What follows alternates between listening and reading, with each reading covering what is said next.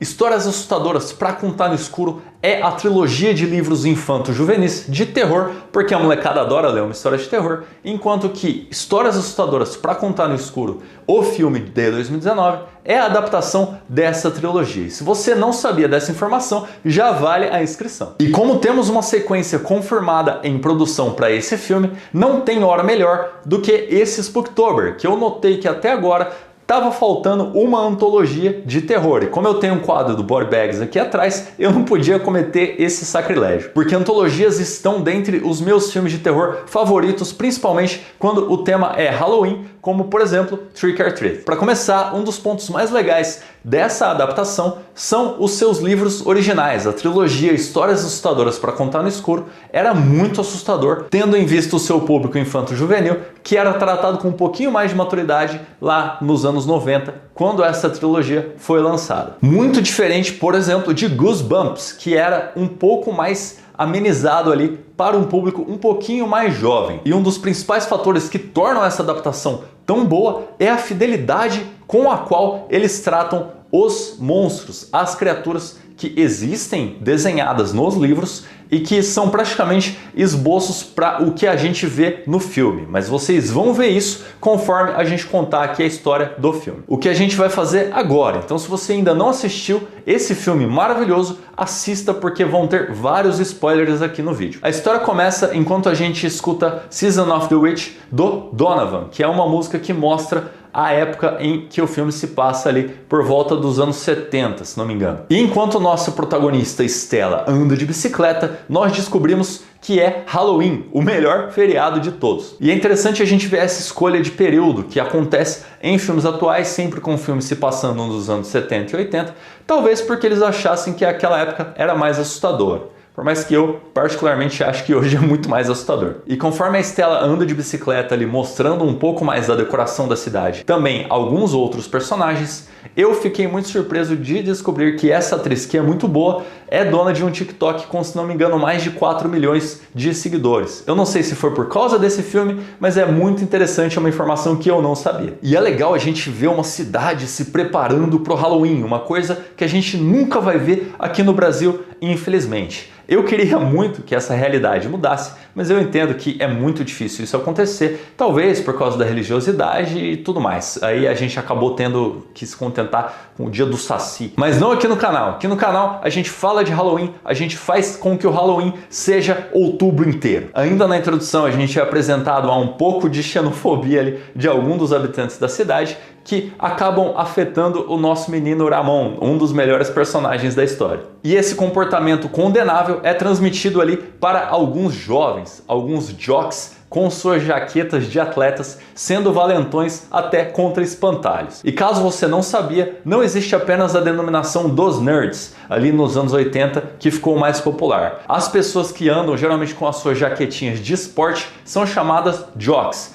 por algum motivo que eu não sei. Mas se você não saber dessa informação, eu acho muito legal trazer aqui para ficar mais fácil da gente identificar eles no decorrer do filme. E nessa noite de Halloween, a gente vê uma dinâmica ali entre dois amigos mais próximos, junto com a Stella. São eles o Chuck e o Og, que vão pedir doces naquela que seria a última noite deles pedindo doces num Halloween. E é muito interessante ver aqui a coloração desse filme, onde a gente percebe um laranja muito predominante, junto com um azul meio esverdeado, que aqui não enjoa. Ao contrário do remake do Salem Slot, que a gente falou aqui alguns vídeos atrás no canal, que é enjoativo pra caramba. Aqui ele é usado muito eficientemente. Eventualmente eles saem para pedir doces ali, tanto a Stella quanto o Og e o Chuck, e eles têm uma surpresa preparada para os jocks que sempre roubam os doces deles. O que leva a uma confusão, eles fogem e vão parar em um drive-in que não tem vampiro no porta-malas. Tá, essa foi a última referência aqui de Salem Slot. Eles pedem abrigo dentro do carro do Ramon,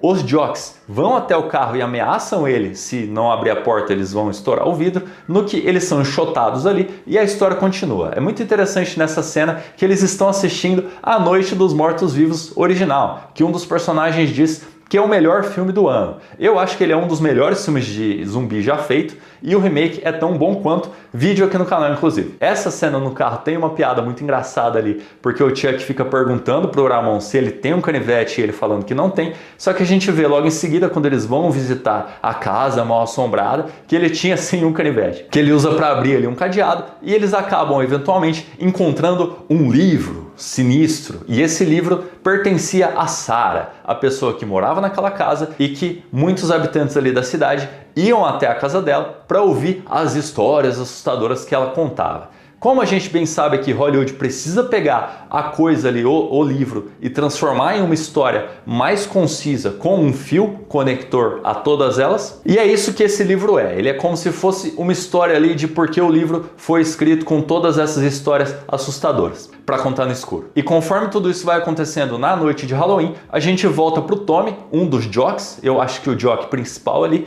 e ele está na casa dele, que é meio que uma fazenda, no que a mãe dele pede para ele fazer alguma coisa, e ele vai até o meio da plantação, no que ele é atacado pelo espantalho que ele estava atacando lá no começo do filme. E olha só o quanto é fiel esse espantalho com a sua versão em desenho do livro. Eles usaram de uma forma muito eficiente os desenhos como esboços para criar as criaturas, que é um dos pontos mais impressionantes para mim desse filme todo. O Tommy é atacado pelo espantalho e logo em seguida ele começa a cuspir palha e não só isso, começa a manifestar palha em todo o corpo dele em uma cena que eu não esperava ficar tão agoniado. Assim, esse filme é PG-13, ele é para maiores de 13 anos e mesmo assim ele me impressionou por seu terror. No dia seguinte o Tommy é dado como desaparecido ali pela cidade e é claro que o Ramon, como forasteiro, vira o principal suspeito e ele não fez nada de errado. Tudo bem que ele dormiu na casa da menina sem o consentimento do pai dela, mas fora isso ele não fez nada de errado. Como a Stella já tinha lido todas as histórias do livro que eles encontraram lá na casa mal assombrada, ela teoriza que o Tommy foi vítima do espantalho, assim como na história do livro. É uma teoria meio maluca, mas ela fica falando o tempo todo que é escritora e não sei mais o que, então é uma menina bem criativa. A Stella, com o medo do livro, devolve ele para casa mal assombrada, só que ele acaba voltando para a estante dela. E quem acha é o Ramon, porque ele está tão confortável no quarto da menina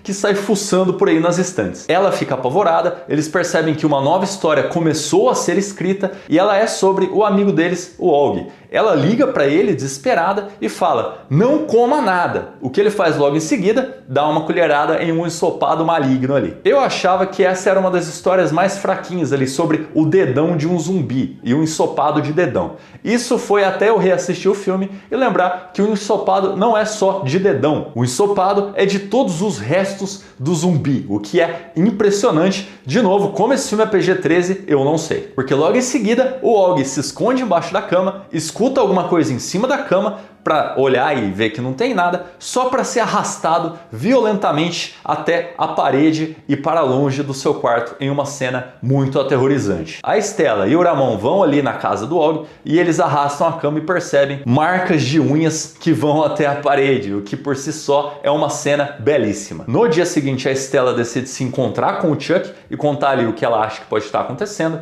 no que ele faz algumas piadas sobre a espinha da irmã dele. Ela vai para casa muito incomodada porque acha que aquilo tudo é uma brincadeira, enquanto o Chuck fica desesperado e ele tem as melhores reações desse filme, principalmente se você assistir em inglês. Então nós prosseguimos ali para uma cena de investigação, onde eles tentam descobrir mais sobre a Sarah, aquela pessoa peculiar que morava na casa assombrada e que escrevia aquelas histórias. No que um deles descobre que todas aquelas histórias do livro, as que já tinham acontecido, aconteceram com habitantes da cidade que foram desaparecendo misteriosamente. E logo depois disso, uma nova história começa a ser escrita, o Ponto Vermelho. A gente tem mais uma piada ali com o Chuck, porque ele é o alívio cômico do filme, mas logo em seguida a gente descobre que a história dizia respeito à irmã dele. Aquela espinha que ela tinha, na verdade, eram ovos de aranhas. Então, se você tem aracnofobia ou alguma coisa parecida com isso, essa cena é muito agoniante, muito terrível. E mais uma vez, eu tenho que mostrar aqui o quanto eles são fiéis aos desenhos originais dos livros. Não só ali naquele zumbi que é brevemente mostrado na história do Og,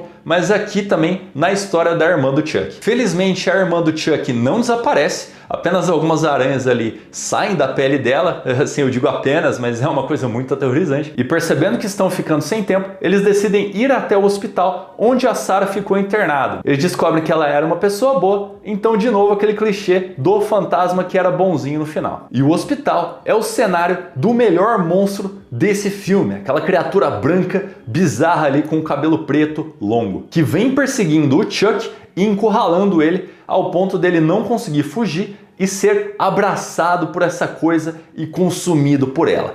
Isso me deu agonia, eu fiquei bastante incomodado com essa cena e eu imagino que vocês também fiquem quando assistirem, ou se vocês já assistiram, quando reassistirem. Então a Stella e o Ramon são presos porque eles são suspeitos do desaparecimento lá do Tommy e nós vemos a história do monstro despedaçado, que pra mim é a maior ameaça do filme, porque ele corre, tem uma perseguição ali muito legal e de novo a adaptação muito fiel do desenho, não apenas dessa criatura, como também da criatura anterior do hospital. Olha só que fantástico, o quanto é parecido. Os dois fogem da delegacia depois da criatura dar cabo do policial. Eu não sei como eles vão explicar isso para as outras pessoas ali da delegacia. Essa história não é explicada ali no final do filme, mas eles fogem e voltam para casa da Sarah, no que o mundo muda e a Stella meio que volta no tempo só para ser confundida com a Sarah e a família dela muito maligna jogar ela num lugar muito obscuro, aonde a Stella, nos dias atuais, ali no tempo presente do filme,